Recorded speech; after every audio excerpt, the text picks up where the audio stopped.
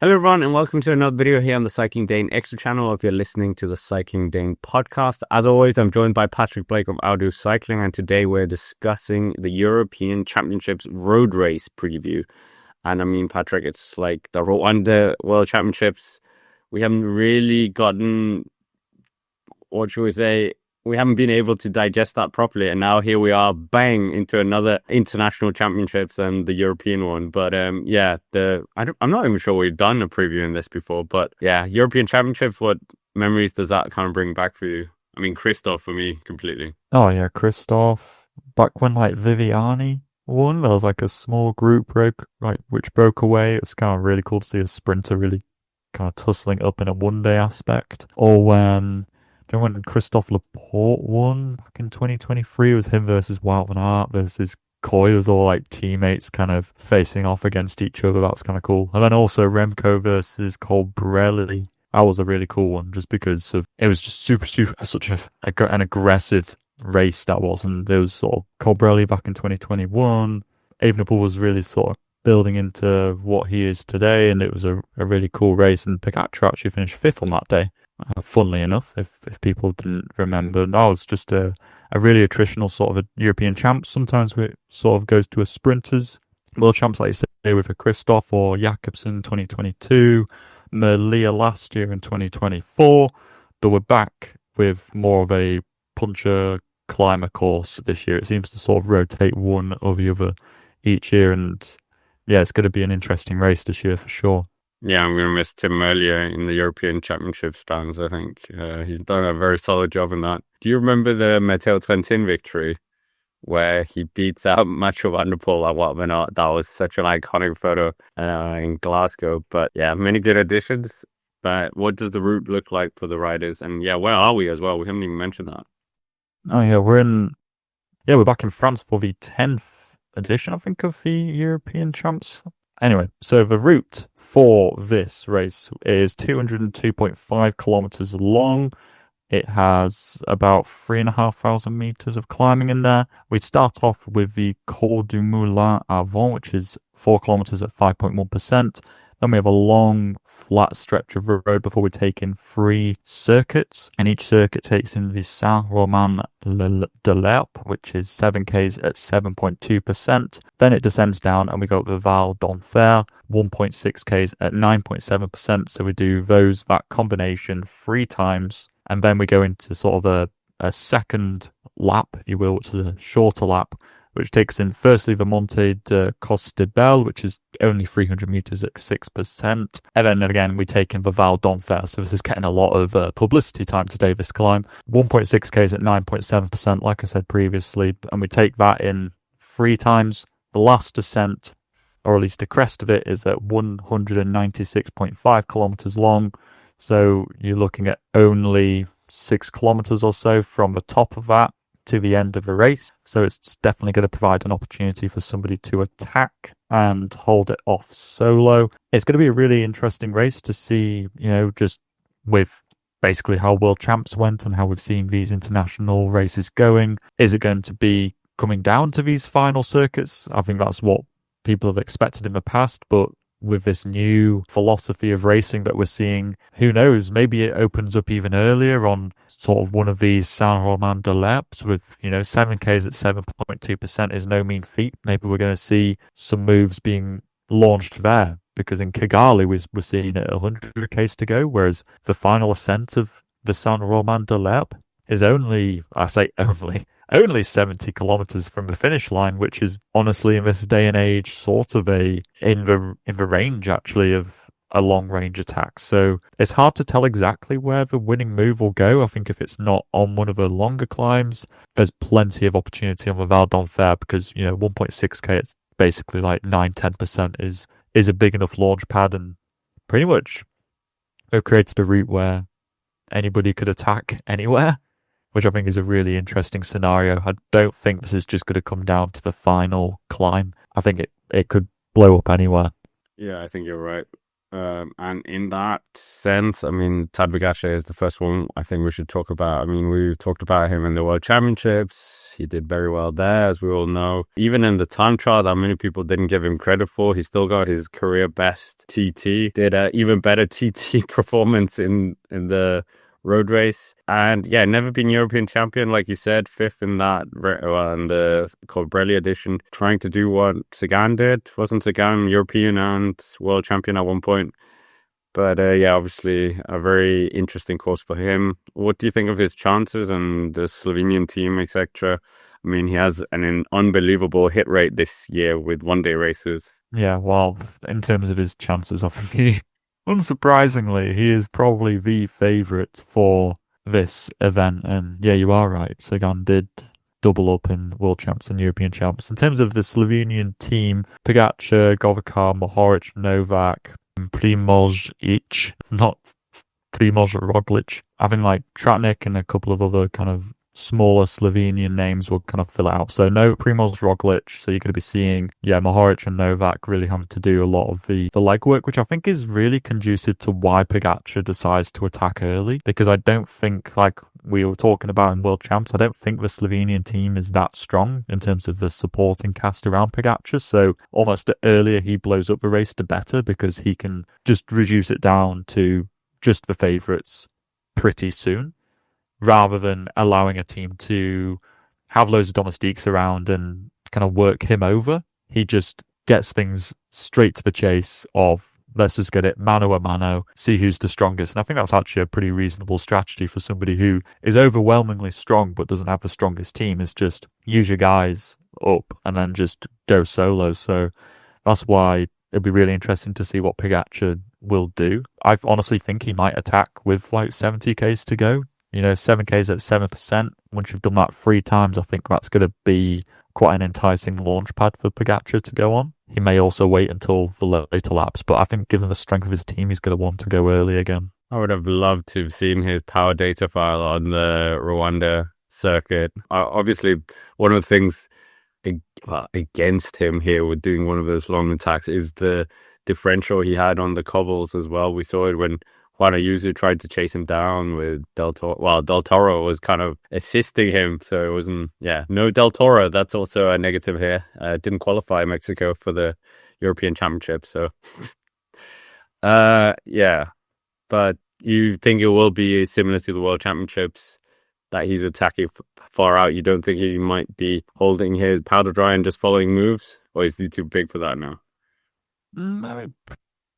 Yeah, he could just say, I'm the world champion and I'm just going to mark the people who I know are the main threats, and like an Evenepoel, basically, or, some other people, maybe like Ayuso or some other select people. But he might just say, listen, I'm world champion. It's on you guys. If you want to win this title, you're going to have to chase back these people. So maybe he does play a little bit of, what do people say, a little bit of possum, kind of just try and force other people to work and play on the fact that they're going to want the result more than he will, because he's like, if I get European champs as well, that's just a nice to have, whereas for you guys that would be quite a big deal. Yeah, I don't know whether he'll wait for the later laps. I know I did say 1.6k at 9%, it is a good opportunity to force a move, but I think that the 7Ks at 7% might be slightly better for Poggy, especially since there's so much time. Like, there's quite a lot of flat ground between all of the smaller climbs, so if you attack there, I think it might be easier for a group to form back together. So I think that's going to be playing into where he's going to attack. Yeah, I think you're right. I also think that if you're world champion, you should almost be disqualified from going to your national and European championships just because you're going to be hiding that jersey. Obviously, it doesn't work like that, but you know what I mean? Because this European championships, if we have the same time frame next year with, like we've had with Rwanda and here in France, then he would never wear the European Championships jersey at all, because the last race would be the World Championships before the European champion. So anyway, that's just one of my little annoyances with the sport. But yeah, okay, so Pogacar, you think, basically has all bases covered, better kick, probably going to do it long range, will try and get his best or get another Group 2 dynamic going on, because that really helps him out as well. I do feel the field is very strong here, and the parcours is against him more. He is the best cobbled uphill rider in the world. We saw that at Tour of Flanders, where Match Van Der Poel couldn't follow him, and then the intense amount of elevation as well. So the Rwanda one was absolutely perfect for him. But do you think this one as well? I agree with you. I think that it's less suited because of all the flat between it. It gives a chance for Group 2 to work together a little bit more. But again, it also provides the opportunity for them all to just look at each other and try and shirk responsibility in the chase, save a little bit of energy. You know, if Pogacar's already up the road and you're like, oh, well, we're fighting for the podium here, I need to save every ounce of energy I can. But I think the Kigali course was more suited to him because it was just, like you say, up and down all the time with the cobblestones. I mean, like you say, you know that Pogacar's really good on there, whereas when it's just pure tarmac, okay, he's still going to be better than other people, but almost the discrepancy between him and the next person should be a little bit less because the cobblestones aren't in there. So I'd say, yes, it's less suited to him, but that doesn't mean it's like not. It just means that maybe the difference between him and the next person might not be quite as big as it was in Kigali. But we're most welcome to someone else, a man who hasn't represented his country since 2018 in the Under-23 World Championships in Innsbruck, where he was against Tadej Pogacar, and that man is Jonas Vingegaard. And I mean, Patrick, we were all surprised with this. I was super surprised. I thought this was a late April Fool's when we saw this. He was rumored to be going to Rwanda, but decided not to. And probably for the best, because I don't think he suits cobbles. Well, who knows?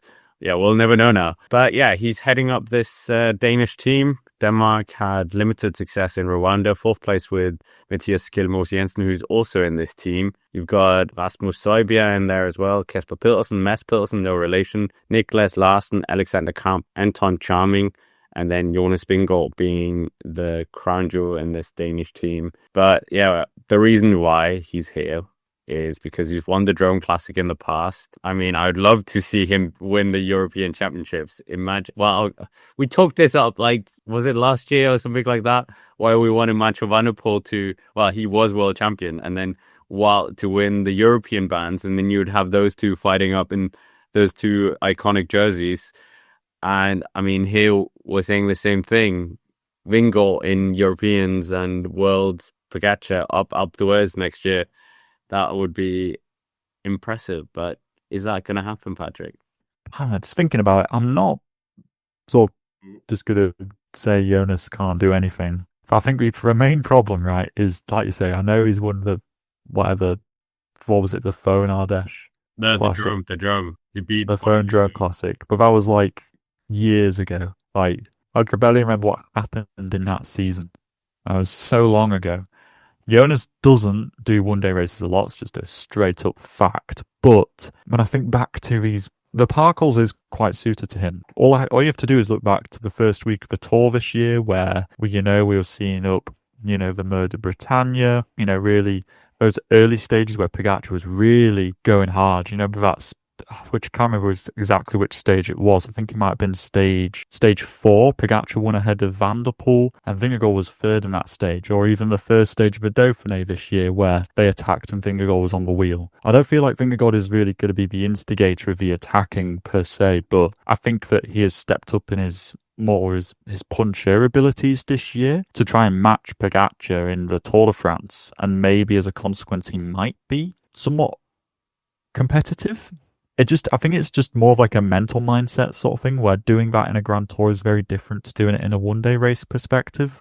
So him keeping up with Pogacar isn't just going to be like him being able to do it in a Grand Tour. I think it's going to be slightly different, because you need to actually have the racecraft to follow him and position yourself in the bunch at all times. So I think that's the only thing that works against Vingegaard, is his lack of one-day racing experience against Pogacar's. But I think in terms of physical ability, I don't think he'd be too far off. Yeah, I think that's pretty fair. Will definitely be very interesting. I think the Danish team is very strong compared to the team of Slovenia, for instance. But that plays into a theory what you said, that Pogacar is just going to light it up a lot sooner. Anyway, we can't talk about these two without the other guy who finished on the podium in 2024, Remco Evenepoel, the man closest to that World Championship double, despite being a bit flat after the road race. Disappointed with that, but still coming away with a World Championships, a third one in the rainbow jersey, and then second place is pretty impressive by him. What do you think his chances are? Will he have revenge on his menu? What is his plan to do better than what happened in Rwanda? I don't know, maybe like a 5th bike change this time round might work out, or a 6th, 7th. I reckon the more biked he goes through, the better it gets, actually, funnily enough. Apparently, I even saw a story, apparently there was nothing wrong with his bike at the end of it. I think it was all just kind of mental. But anyway, that's just Remco, to be honest. Honestly, he does have a decent shot. It is a good course for him. It's very, I think that kind of long climb, 7k, 7%, I think that's pretty good for Remco. It's not like overly long where he'd get found out. And the shorter ones, we've seen how good he is in Liège. Right? He is a very good rider, and that's the understatement of the century, really. But he is good at the short efforts. Kigali, he was second, despite everything, and it looked like he was almost just going to be out of the race. He kept coming back and back. So I think he's clearly got the physical capabilities at the moment. It's just his problem is beating Pogacar. Poggy's going to know that Remco and Vingegaard are his main rivals, and he's going to just mark them. How does Remco get rid of Pogacar? I don't really know, because I don't think he could get rid of him on the climbs. He's going to have to launch like a really sneaky attack on the flat between the climbs, try and get a small gap and just hammer it and hope that Poggy doesn't get on the wheel, essentially, is really the only way that I see Remco winning. So I think Remco will do well, but I just think that winning is going to be really hard for him. But he's got a really strong team around him, to be fair. Benoit is back after his positive COVID test I think he had before Kigali. Steph Kras, Julien Lecerf, Sandro Maurice, Maxime Van Hils, Louis Vavaca and Jeno Berkmoes are the ones who are kind of supporting him. So I think it's pretty obviously all around Evenepoel, but I just find it hard to see the scenario where he's going to win. But what do you see from Remco in this race? Do I see from Remco? I'm a bit confused why he couldn't follow the wheel of Tadej Pogacar on that initial attack, but I feel like he's just going to get into another Group 2 dynamic and maybe get a bit more frustrated there. And yeah, I just think he can't follow the initial acceleration from Pogacar, but that you've been saying through this whole preview, I think maybe this course lends it more to him trying to get something organized back, and without the excessive bike changes, maybe he can limit a bit more. But I think if he catches Pogacar, it's just going to be a bit like Amstel Gold, where Pogacar could get rid of him anyway in the sprint. So I don't see better than second or third for him. I don't think he's winning this. Yeah, I think you're right. It's just really hard to see how he's going to win it. And yeah, I think also apparently he couldn't follow because of his saddle being dropped or something like that. But I think in a way he was just riding within himself. I think he knew he couldn't follow, and he just sensibly just rode at his own pace. And I think even if he did hang on, I think he would have just got dropped like Ayuso on the next climb, to be honest. So I think he did what was right. Ultimately, he finished second, which is as good as you can finish pretty much when Pogacar's in a race. What other riders? I'm thinking Juan Ayuso. He's got kind of a point to prove after leaving for a little trek. And he was up there matching Pogacar for a few moments in the Rwanda World Championships. He's a very, very good rider in the Drôme and Ardèche and Drome Classic. So obviously this is tailor-made for him, but obviously the level is a lot higher than it normally is at those races early on in the year. And Ayuso is a very good one-day racer, like you say, with Drôme, Ardèche, Trofeo, Lagueglia, and 8th in World Champs last week was no mean feat. He was essentially the only person who could follow Pogacar on Mont Kigali. Obviously, he was dropped on the murder Kigali, which was like the next climb after that. But fact of the matter is, nobody else could follow him. So he's clearly in pretty decent form, and you could say that he was dropped because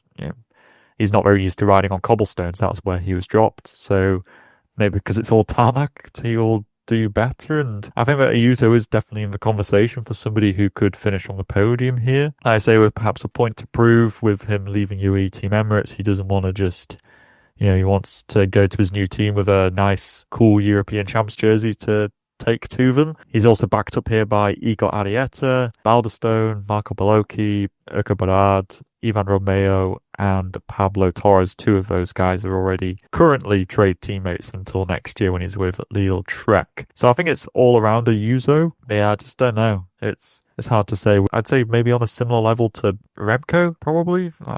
You might say based on world champs, maybe it's a little bit less, but maybe a slightly reduced distance to like just over 200 Ks rather than like 260. Less climbing. Perhaps this is going to be more in Ayuso's ballpark. Don't really have anything more to add. I think the World Championships really just showed that he does not like cobbles. And yeah, I think you're right. With this being tarmac, reduced distance, he could maybe be able to do something here. Maybe he could have stuck on to Pogacar's wheel for a bit longer and just not given him a single turn. Ayuso aside, is there any other teams that you feel that deserves a mention? I mean, the French team looked very strong as well. GB only sending 2 riders? I don't really understand. But yeah, what other teams are you kind of looking at? I think you're right. The French team is looking really interesting. I don't think they have an out-and-out leader, and I think that's generally how they operate, is having multiple people who can sort of do their own thing. So I'm expecting to see, towards the finale, Gregoire, Valentin, and Aurélien Paripentra, Prudhomme, who was pretty good in Luxembourg, Paul Seixas, who was 13th place in his first elite world champs, is just ridiculous. And also Pavel Sivakov, who was second in Quebec. So, and, Sivakov is not, a slouch either. He was 15th in world champs too in a course, which I wouldn't say was that Sivakov orientated. So I'm really looking forward to seeing what the French team can do. I think it's going to be, they're going to probably hope that it doesn't blow up early and that they can get onto the smaller circuits and they can start to use their numerical superiority to ping people up the road in more anticipating moves. Because I could definitely see, if all the big boys, big favourites are still there, you could definitely see, them pinging a Sivakov up the road or a Prudhomme, Seixas, and really trying to, force the others to chase and allowing, other riders to sit in. Would you say that Seixas is the leader here? If you were to choose a rider from a French team to be the leader, would it be Seixas? Yeah, it's a hard one. I mean, do you think it's too hard for Gregoire this? It's hard to say. I was expecting him to do better in Luxembourg. I know he won the first stage, but on the following days after that, like the stage which Skelmos won, he got dropped pretty bad on that. And I feel like it is suited to Gregoire, but that Luxembourg performance wasn't filling me with loads of confidence. Though he did also win the final day, but that was more of like smaller climbs. I just feel like when it starts to get really aggressive, I'm not sure about his abilities, but I think he's definitely up there. I think maybe they save him as like the sprinting option at the end, and maybe every other rider pretty much who doesn't have much of a sprint is just all of it. Just keep attacking, guys. Get in every move. We want representation in every move. But I'm looking forward to seeing what Seixas can do with less distance. I think he will be one to watch for sure. Yeah, how old is he now? He's still 18 or? I think he turned 19, during World Champs. I was just gonna, in terms of who's the youngest ever to win this. Well, it might, if he wins it, it probably would be youngest. I mean, he could still be in the under 23 category. Yeah, I know, it's ridiculous, isn't it? Youngest winner of this, oh my goodness, it's not even that young. Obviously, it's the newer championships. Fabio Jakobsen, 25 years, 348 days. That is the record for youngest. Wow. Yeah, so if Seixas wins, he'll definitely be the youngest. Boom. Easily. I mean, even Juan Ayuso, if he wins, he would be the youngest. Yeah, he would be. I'm also looking at Italy in terms of their squad. I think very similar to France in that they've got multiple options and they'll probably just be trying to get in lots of moves with the likes of Aliotti, Bettiol, Frigo, Ganna, Garofoli, Milesi, Scaroni and Dulissi. I think they've got lots of options there, but it's kind of similar to France, not with an out-and-out leader who I'd say, that person's going to go head-to-head with Remco or whatever. And maybe Bettiol. He was looking very good in the Canadian races. I think he finished top 10 in both of those. What was he? Third place in Quebec. He was really good in those races. But I also think that Scaroni's been in some good form recently. He recently won the Giro della Romagna. So I'm really looking at Scaroni and Bettiol, and Ulissi could be a little bit, I mean, it's not an Italian 1.1 race, so maybe he won't do that well, I don't know. But Ulissi could also be in the conversation, and very similar to France, that they need to get in these anticipation moves and try and get ahead of the race before it blows up. Yeah, I think you're right. There's another kind of, we talked about this on the World Championships, and it actually came to pass in after that Pogacar attack, where suddenly it was 3 UAE riders in the crucial move at the front, and UAE have got plenty of riders within multiple national teams again. Portugal, well, they're not bringing one of the Oliveira brothers, but they're bringing João Almeida, who I think even could be quite interesting in this. He's more of a diesel engine, so we'll see what he can do. But I mean, the petrol engine of Antonio Morgado, I was a bit disappointed with him in the World Championships in the road race. Switzerland as well. I mean, they have Jan Christen. He showed himself at the front of the road race at some point, or not the front, but he tried to bridge across at one point from, I think it was Group 2 or Group 4. And yeah, ex-UAE guy, Mark Hirschi in there as well. He was disappointing as well, unfortunately. Marius Schmidt, definitely saw him at the road race. And yeah, even though I hate them, I mean, Sweden, they're bringing their newly crowned under-23 world time trial champion, Jakob Sörnqvist, who is a guy we're really interested in, but I don't think it's going to be anything here for him. But yeah, there's a lot of other smaller nations with 1 or 2 riders, including the UK with 2 riders, Josh Tarling and Hayter. Not sure why it's only 2 riders. Maybe it's kind of a slap on the wrist for not being at the World Championships last year. But yeah, even Malta, Monaco, other nations like that, smaller nations. Monaco bringing 2 riders, Antoine Berlin and Victor Langalotti. So interesting that Monaco, same importance as the UK. And also Scoins for Latvia, 5th place in World Champs. So I reckon he's certainly one to be watching out for as well. I think it's going to be hard for him. This is kind of shorter repeated efforts, I think, are a bit better for him. This is more of a medium mountain into puncher territory. I'm not really sure how Scoins will go, but I think he's definitely up there in the conversation. And honestly, I feel like that's kind of about it. Maybe Gross-Scharkner for Austria, unless he's just pulled into the kind of UAE bucket, just starts working for whoever. The Netherlands, weirdly enough, not really with like a big favourite here. Van Baarle, Paschkens, Mennehuizing, Huberts, Del Grosso, I'm a big fan of. Dan Holer, but I think it's just sort of a bit hard for any one of those riders. I mean, I like Del Grosso, don't get me wrong, but I just think it's a little bit too difficult for him even in this race. I think that's sort of everybody covered. Oh, and Vácek, obviously, for Czech Republic. Ewan would be very upset if we didn't mention him as well. Anyways, with that, we might as well come to our favourite part of the show.